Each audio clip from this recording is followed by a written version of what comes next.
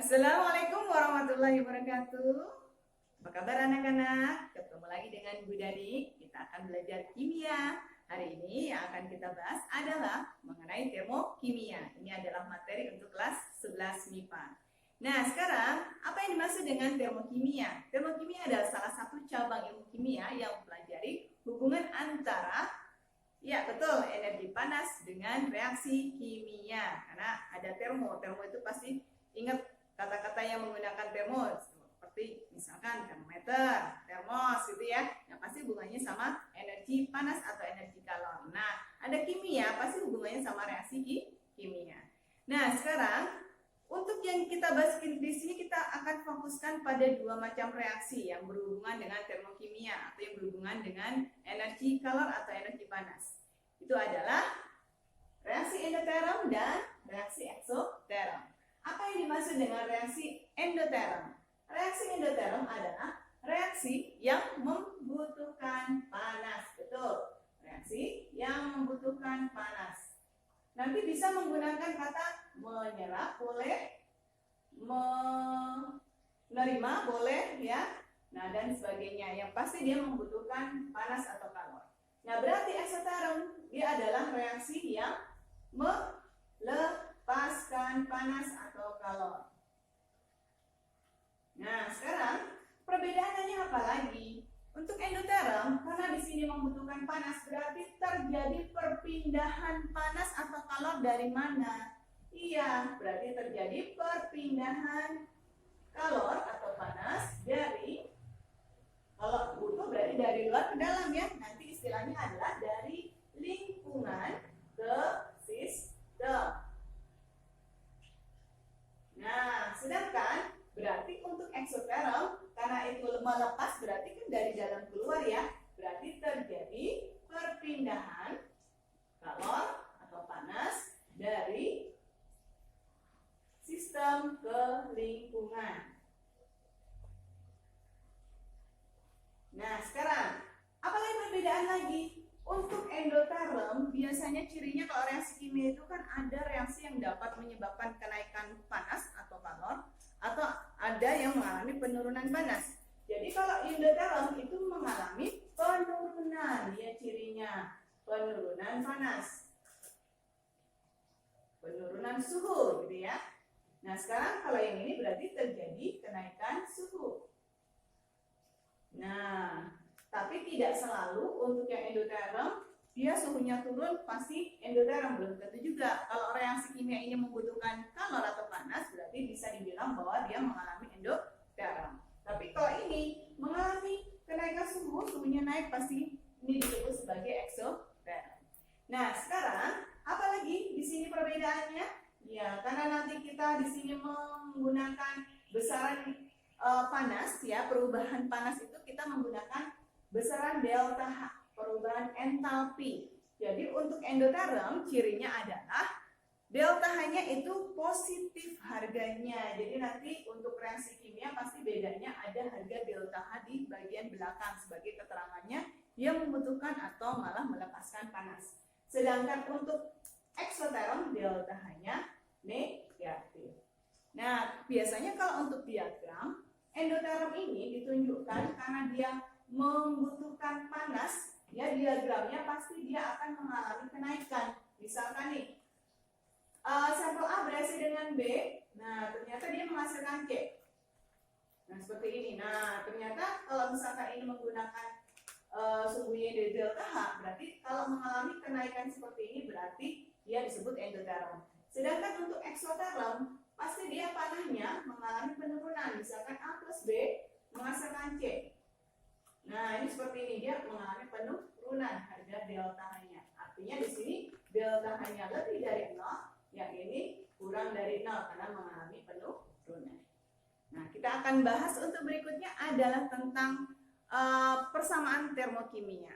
Oke, sekarang kita akan lanjutkan. Nah, untuk persamaan termokimia, persamaan reaksinya berbeda dengan persamaan reaksi biasa. Bedanya di mana? Perhatikan di sini. Ya, ada harga delta H di sini ya. Nah, ini sebagai keterangan bahwa reaksi ini pasti hubungannya tentang perubahan energi kalor.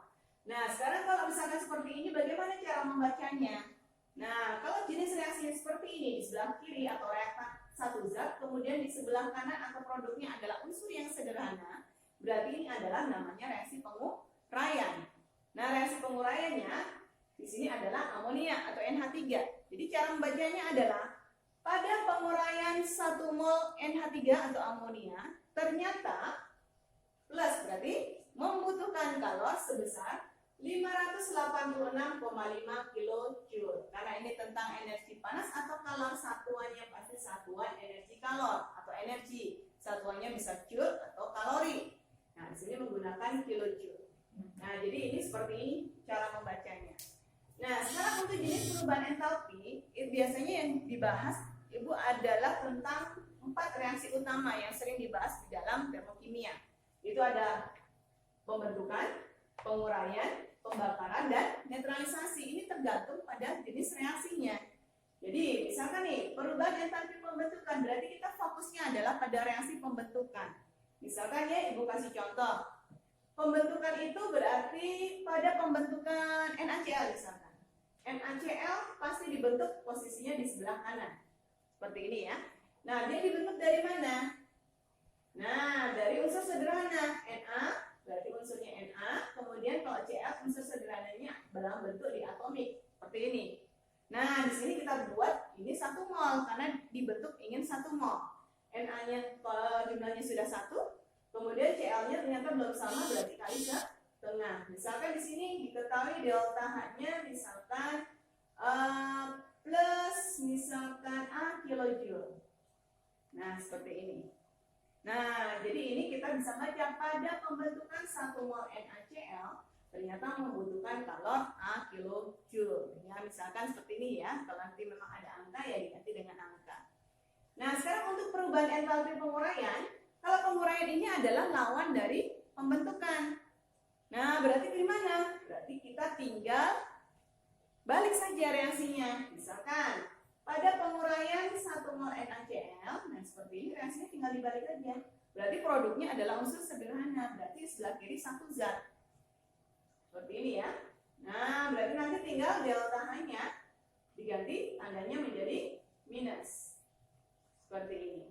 Nah, untuk simbolnya, untuk besarannya, kalau untuk entalpi pembentukan lambangnya delta HF, ya. Nah, kalau untuk penguraian berarti delta HD. Nah, nanti untuk pembakaran ini delta HC, ya, untuk besaran delta H-nya. Nah, sekarang kalau perubahan entalpi pembakaran kita sudah tahu yang namanya pembakaran itu adalah reaksi dengan oksigen. Misalkan nih, metana atau gas metana dibakar, artinya dibakar pasti dengan reaksi dengan oksigen.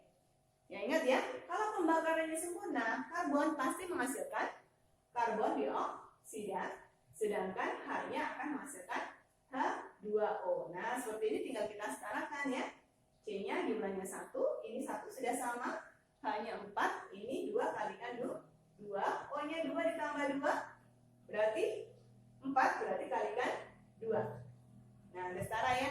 Nah, tinggal di sini nih delta H-nya. Kalau yang namanya reaksi pembakaran pasti melepaskan panas ya karena mengalami kenaikan suhu. Jadi pasti tandanya di sini min, misalkan min B kilojoule. Ya, seperti ini. Jadi ini artinya pada pembakaran 1 mol metana ternyata melepaskan kalor sebesar B kilojoule. Itu cara membacanya.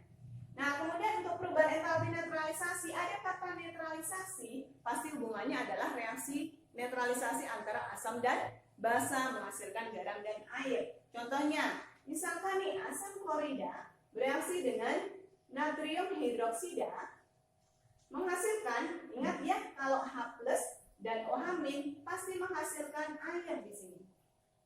H2O ya, H+ sama OH- pasti menjadi H2O. Sedangkan Cl- sama Na+, jadi ini sisa si asam dengan sisa si basa. Na+ sama Cl- menghasilkan NaCl. Nah, ini namanya reaksi penggaraman atau netralisasi karena ini terbentuk dari asam kuat dan basa kuat. Nah, di sini misalkan delta H-nya min C kilojoule. Artinya pada reaksi netralisasi HCl, 1 mol HCl ternyata melepaskan kalor sebesar C kilojoule. Atau kita fokusnya ke NaOH juga boleh. pada netralisasi 1 mol NaOH ternyata melepaskan kalor sebesar C kilojoule. Nah, misalkan kita ada contoh. Kita ambil contoh ya, seperti soal hitungan. Diketahui misalkan di sini, diketahui delta HD NH3 atau perubahan entalpi penguraian NH3 sebesar plus 586,5 kilojoule. Ya. Nah, pertanyaannya misalkan tentukan persamaan reaksi termokimia pembentukan ini persamaan reaksi kimia untuk termokimia ya, pasti ya. Untuk termokimia kita tambahkan termokimia pembentukan NH3 misalkan. Nah, tentukan persamaan ini. Nah, kalau seperti ini ya tinggal apa? Tadi ingat yang namanya penguraian sama pembentukan itu lawan. Berarti kita tinggal balik ya. Nah, kalau misalkan ini adalah tadi penguraian, kita balik menjadi pembentukan. Nah, NH3 ada di sebelah kanan, sedangkan N2 sama H2 ada di sebelah kiri. Kita tinggal setarakan. Nah, ini tadi berarti dikali setengah, yang ini kali 3/2. Nah, delta H-nya kita tinggal balik, kalau ini plus berarti di sini min 586,5 kilojoule seperti ini. Ya, kalau misalkan nanti ditanya tentukan delta H pembentukan 1,7 gram NH3. Nah, di sini misalkan diketahui AR-nya H adalah 1 dan N adalah 14. Nah, berarti kalian harus menentukan nih 1,7 gram ini konversi ke mol dulu. Kenapa? Karena sekian ini untuk 1 mol ya. Nah, berarti kita ubah ya. Kita ubah, berarti kita cari molnya. Berarti gram per ml. Berarti 1,7 dibagi ml-nya NH3, N itu 14.